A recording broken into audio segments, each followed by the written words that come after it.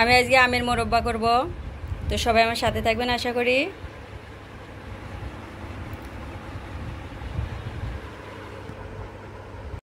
আসসালামু আলাইকুম, আপনারা সবাই কেমন আছেন? আশা করি ভালো আছেন। আমি আলহামদুলিল্লাহ ভালো আছি। তো আমি আজকে আমের মোরব্বা করব, তো সবাই আমার সাথে থাকবেন আশা করি। তো মাশাআল্লাহ আমার আমগুলো আমি সিলে সুন্দরভাবে কেটে নিয়েছি।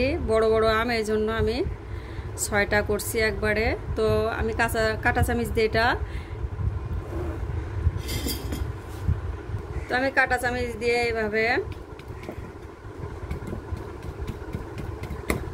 পুরোটাই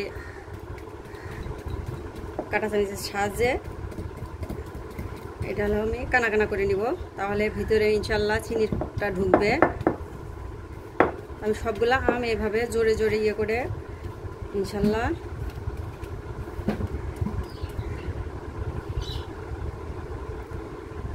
তো মাশাআল্লাহ আমি এইভাবে সবগুলো আমগুলো কানা করে নিব।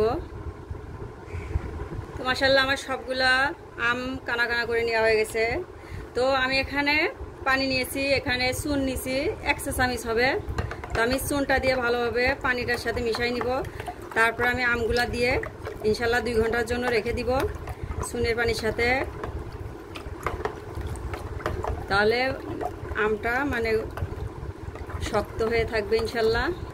তো মাশাআল্লাহ আমি এই আমগুলা দিয়ে দিচ্ছি পুরোটা। ভালো হয় ফিটকিরি অবশ্য আমার বাসায় নাই, এই জন্য আমি চুন দিয়ে খালি ভিজাই রাখতেছি। এটা 2 ঘন্টার জন্য রেখে দিব ভিজায়ে। তো মাশাআল্লাহ আমি এখন 2 ঘন্টার জন্য রেখে দিব, তারপর রান্না করব। তো আমি চুন থেকে উঠায়ে পানিটা আমি ফেলে দিয়ে আমি আমটা ভালো করে সুন্দরভাবে ধুয়ে নিছি। আমি এখন মোরব্বাটা করা শুরু করব। তো আমি এখানে কড়াই তুলে দিচ্ছি। আমি এখন চিনি দিয়ে দিচ্ছি পরিমাণ মতো, আপনারা কম বেশ করে দিতে পারেন। তো আমি এখানে 1 মগ পানি দিয়ে দিচ্ছি। আমি এখানে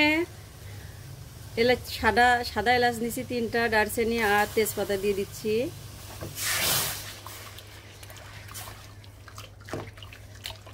তো আমার মনে হলো মিষ্টিটা কম হবে, এই জন্য আমি আর একটু দিয়ে দিচ্ছি চিনি।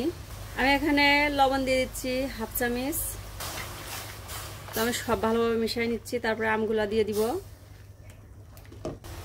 তো চিনিগুলা গলে গেছে, আমি এখন আমগুলা দিয়ে দিব।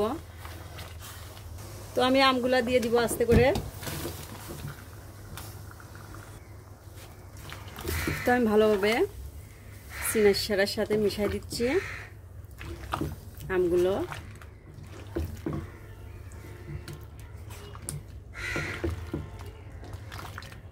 তো মাশাআল্লাহ দেখেন অনেক পানি বের হয়ে গেছে চিনির। তো আমি এইভাবে আস্তে আস্তে জাল দিব আর নিচে থেকে নেড়ে দিব, তাহলে তলানিতে লেগে ধরবে না।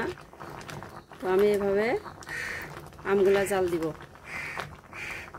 তো মাশাআল্লাহ আমার আমের মোরব্বাটা ইনশাল্লাহ হয়ে গেছে। এগুলো সব চিনির শিরা, তো শিরার ভিতরেই মোরব্বাটা ইনশাল্লাহ ডুবে থাকবে। আর পানি যেটা সব আমি শুকায় ফেলে দিছি।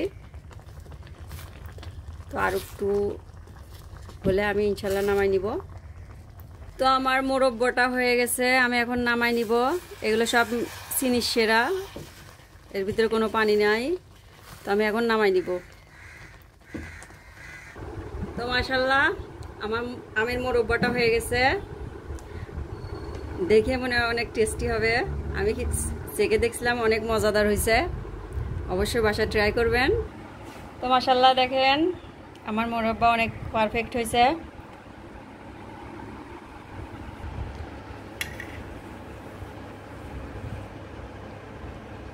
এটা চিনি শিরা, এর ভিতরেই আছে ইনশাল্লাহ আমগুলো। তো সবাই ভালো থাকবেন, সুস্থ থাকবেন। আসসালামু আলাইকুম, আল্লাহ হাফেজ।